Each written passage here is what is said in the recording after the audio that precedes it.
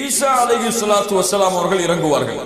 ஈசா அலைஹிஸ்ஸலாத்து வஸ்ஸலாம் அவர்கள் அல்லாஹ்வால் அனுப்பப்பட்ட ரசூலுல்லாஹி ஸல்லல்லாஹு அலைஹி வஸல்லம் அவர்களுக்கு முன்னால் அனுப்பப்பட்ட நபிமார்களில் ஒருவர்.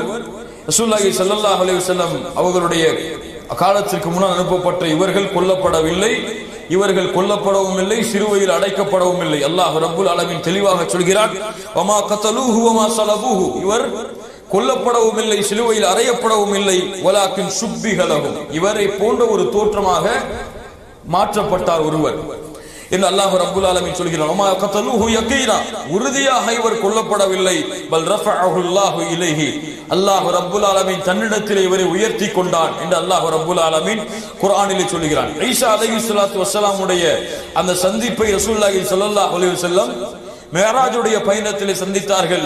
அவருடைய அங்க அடையாளங்களை சொன்னார்கள். அவர் உயரமானவராகவும் இருக்க மாட்டார், குட்டையானவராகவும் இருக்க மாட்டார், நடுத்தர உயரமுள்ளவராக இருப்பார், சிவந்த நிறமுடையவராக இருப்பார். அவருடைய தலைமுடி நீளமானதாக நேரானதாக இருக்கும், தலைமுடி நீளமானதாக நேரானதாக இருக்கும்.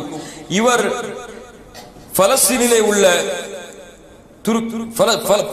திமஸ்கு தேசத்திலே உள்ள வெள்ளை மனாராவின் மீது இறங்குவார். இவர் ஈசா அலைஹிஸ்ஸலாத்து வஸ்ஸலாம் அவர்கள் திமஸ்கு தேசத்திலே உள்ள வெள்ளை மனாராவை, இன்னும் இருக்கு அந்த வெள்ளை மனாரா, அந்த வெள்ளை மனாராவின் மீது அவர் இறங்குவார். 2 ஆடைகளை உடுத்துக் கொண்டு மலக்குகளுடைய ரெக்கையில் தன்னுடைய கையை வைத்துக் கொண்டு அவர் இந்த பூமியில் இறங்குவார். அவர் இறங்கிக் கொண்டிருக்கும் பொழுதுதான் யார் தொழுகை நடத்திக் கொண்டிருப்பார்? மஹதி அலைஹிஸ்ஸலாத்து வஸ்ஸலாம் தொழுகை நடத்தி கொண்டிருப்பார்கள். அல்லாஹ்வுடைய தூதர் ஸல்லல்லாஹு அலைஹி வஸல்லம் சொன்னார்கள், கைஃப அன்தும் இதா நஸல இப்னு மரியம், மரியமுடைய மகனான ஈசா அவர்கள் இறங்கும் பொழுது எப்படி இருக்கும், அது எப்படிப்பட்ட காட்சியாக இருக்கும்? ஃபீக்கும் மரியம் ஃபீக்கும் வ இமாமுக்கும் மின்கும், உங்களுடைய இமாமும் அப்போது இருக்கும் பொழுது. யார் இமாம்? மஹதி அலைஹிஸ்ஸலாத்து வஸ்ஸலாம். அல்லாஹ்வுடைய தூதர் ஸல்லல்லாஹு அலைஹி வஸல்லம் பல அறிவிப்புகளில் இதை உண்மைப்படுத்தினார்கள். ஈசா அலைஹிஸ்ஸலாத்து வஸ்ஸலாம் வந்து இந்த பூமியிலே வாழ்வார்கள். இந்த பூமியிலே அவர்கள் வாழும் பொழுது பல அழைப்பு பணியை செய்வார்கள். கிறிஸ்தவர்களுக்கு அழைப்பு பணி செய்வார்கள், பன்றிகளை கொலை செய்வார்கள், கிறிஸ்துவ பேராலயங்களை இடித்து தகர்த்துவார்கள் என்று பல அறிவிப்புகள் வந்திருக்கிறது. ஈசா அலைஹிஸ்ஸலாத்து வஸ்ஸலாம் கடைசியாக தஜ்ஜாலை லுத் என்ற இடத்திலே, பலஸ்தீனில் லுத் என்ற இடத்திலே வைத்து கொலை செய்வார்கள். மிகப்பெரிய போராக இது இருக்கும். இப்ப ஈசா அலைஹிஸ்ஸலாத்து வஸ்ஸலாமிற்கு பிறகு யஜூஜ் மஜூஜ் இவர்களை அல்லாஹ் ரப்புல் ஆலமீன் அனுப்புவான். இவர்கள் துல்கர்னை என்று அழைக்கப்படக்கூடிய அரசனால் ஒரு மிகப்பெரிய இடத்திலே இரும்பு பாலங்களால் செம்புகளை உருக்கி நெருப்பை வைத்து கட்டப்பட்டவர்கள்.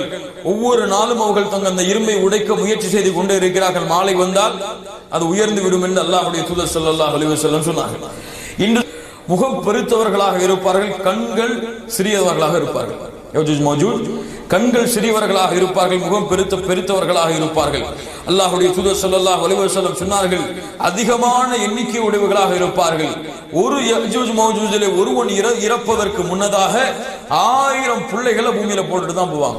ஒருத்த மூத்தாரதுக்கு முன்னாடி 1000 பிள்ளைகளை பூமியிலே போட்டுவிட்டு தான் போவார்கள். அதன் காரணமாகத்தான் அல்லாஹ்வுடைய தூதர் ஸல்லல்லாஹு அலைஹி வஸல்லம் சொன்னார்கள், ஆதம் அலைஹிஸ்ஸலாத்து வஸ்ஸலாமை அல்லாஹ் ரப்புல் ஆலமீன் மறுமையில் அழைத்து நரகத்திலே செல்லக்கூடிய கூட்டத்தை வெளியாக்கு. எவ்வளவு என்று கேட்கும் பொழுது சொர்க்கத்திலே ஒரு மனிதரையும் 999 மக்களை நரகத்திலும் அனுப்பும் என்று சொன்னார்கள் சஹாபாக்கள். அல்லாஹ்வுடைய தூதரை எண்ணிக்கை இவ்வளவு அதிகமாக இருக்கிறது, அந்த சொர்க்கத்திலே செல்லக்கூடிய ஒரு மனிதர் யார் என்று கேட்கும் பொழுது அல்லாஹ்வுடைய தூதர் ஸல்லல்லாஹு அலைஹி வஸல்லம் சொன்னார்கள், அப்ஷிரு ஃபஇன்ன மின்கும் ரஜுலன், நீங்கள் அதை குறித்து கவலைப்பட வேண்டாம், நற்செய்தி பெற்றுக் கொள்ளுங்கள். உங்களில் இருந்து ஒருவர் மீதி இருக்கக்கூடிய 1000 பேர் எங்கிருந்துதான்? யஜூஜ் மஜூஜில் இருந்துதான் என்று அல்லாஹ்வுடைய தூதர் ஸல்லல்லாஹு அலைஹி வஸல்லம் சொன்னார்கள். இதுவெல்லாம் எதை குறிக்கிறது என்றால், அதிகமான எண்ணிக்கையுடையவர்களாக இருப்பார்கள். பூமியிலே சென்று மக்களை தொல்லைப்படுத்துவதற்கு முடியாத அளவிற்கு தொல்லைப்படுத்துவார்கள். கடினமான வேதனையை தொல்லையை கொடுப்பார்கள். எல்லா இடங்களிலும் மக்களை கொன்று குவிப்பார்கள்.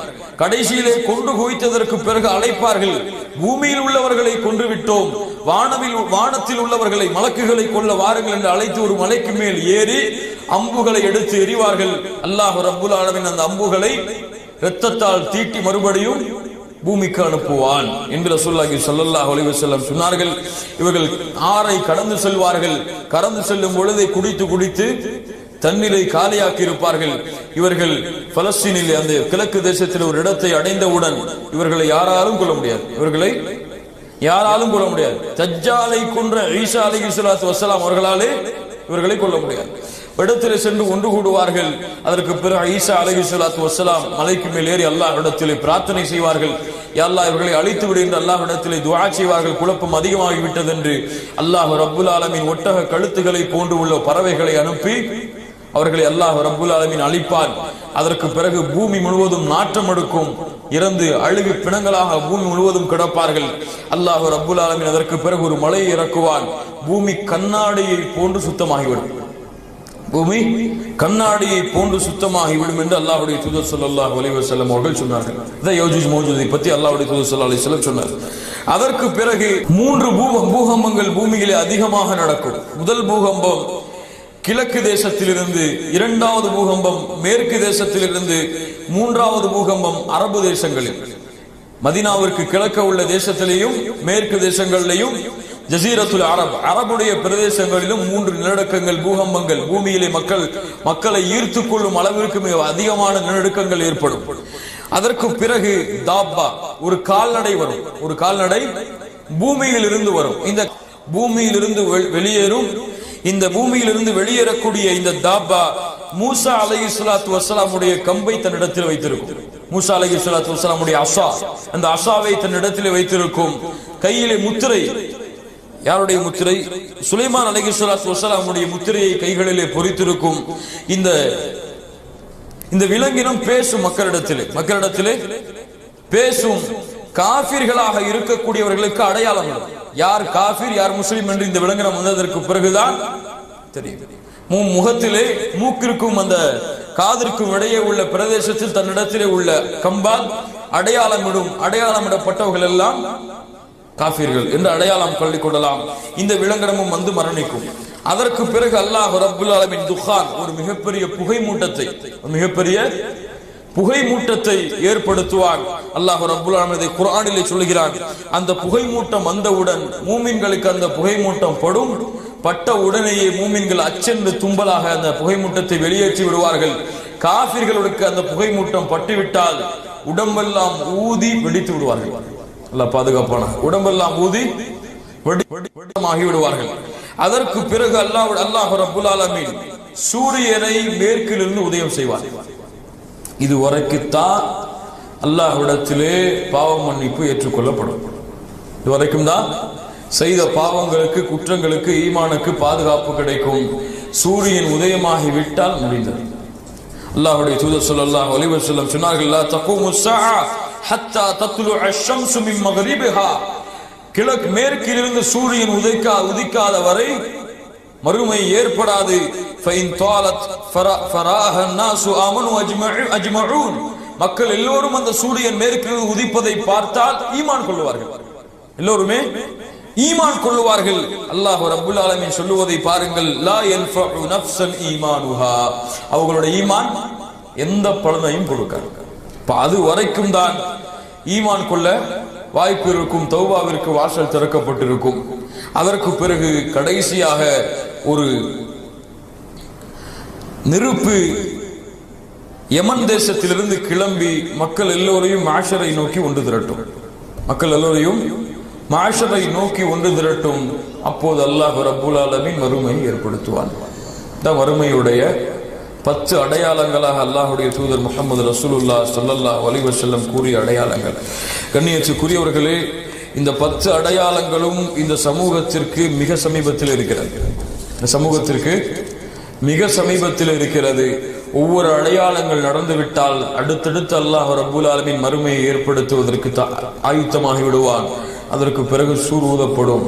மக்கள் எல்லோரும் மரணிப்பார்கள். இரண்டாவது சூர் ஊதப்படும். மக்கள் எல்லோரும் அல்லாஹ் ரப்புல் ஆலமீனுக்கு முன்னால் ஒன்று கூட்டப்படுவார்கள். உலக வாழ்க்கை, இந்த பூமியுடைய அமைப்புகள் அதோடு முடிந்தது. குல்லு மன் அலைஹா ஃபான் வ யப்கா வஜ்ஹு ரப்பிக துல் ஜலாலி வல் இக்ராம். பூமி உலகம் அழிக்கப்பட்டால் அல்லாஹ்வுடைய முகத்தை தவிர மற்ற எல்லாம் இந்த பூமியிலிருந்து மறைந்துவிடும். அதற்கு பிறகு அல்லாஹ் ரப்புல் ஆலமீன் மட்டும்தான் எஞ்சியிருப்பான்.